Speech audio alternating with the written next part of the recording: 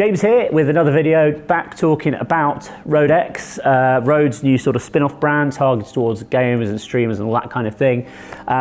Today we're going to be looking at this, which is the XDM-100, which is a dynamic microphone. Last week we had a look at the XDM-50, which has got a lot of similarities between the NT USB and basically is a condenser microphone. This is dynamic. So in certain situations you'll find dynamic microphones better, and sometimes you'll find a condenser microphones better. So I'm going to run through some of those reasons today. And we'll also have a look at this, because ultimately these products are kind of spin-off products, which I believe is probably what this one was originally modeled on. This is the RØDE Podcaster. It's been around for a few years. And again, we'll be talking about some of the differences. So let's get started. Hello, my name's James Mulvaney. I'm founder of Radio.co, Podcast.co, Matchmaker.fm and Q Podcasts. On this channel, you'll learn about all things audio, stuff like audience growth strategies, radio and podcasting hacks, presentation techniques, gear reviews, and more. There's new videos released every Friday, so click that subscribe button and turn on your notifications.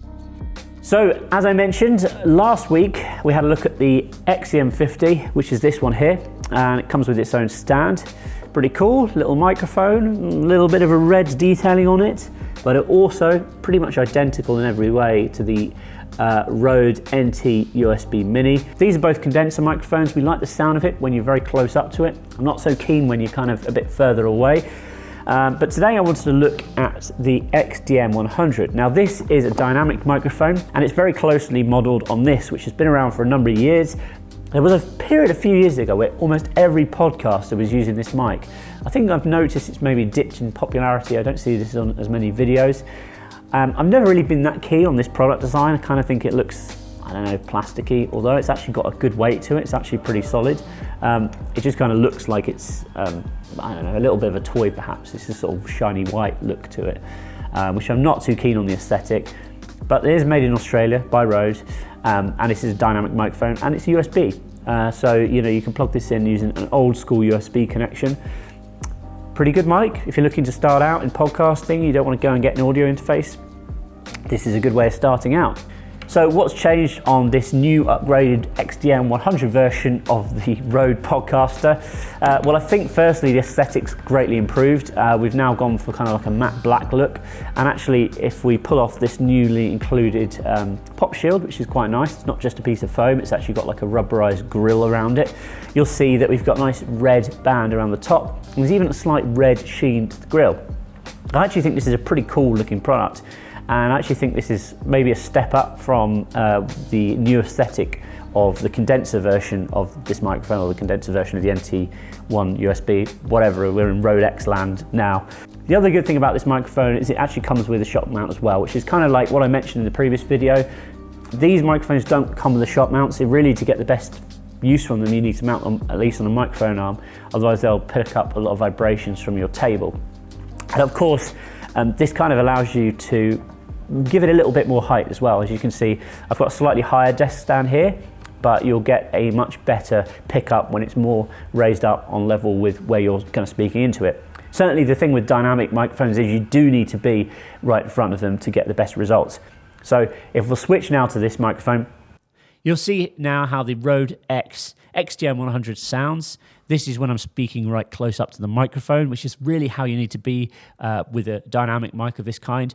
And you'll notice the further away I get, and if I go down the side here, for example, it won't sound great at all. So that's the thing to note. If you're going to be purchasing one of these, you need to be right up in front of it. Of course, as well, we've got this pop filter. So if I go Peter Pepper picked a peck of pickled peppers, you're probably not sounding great.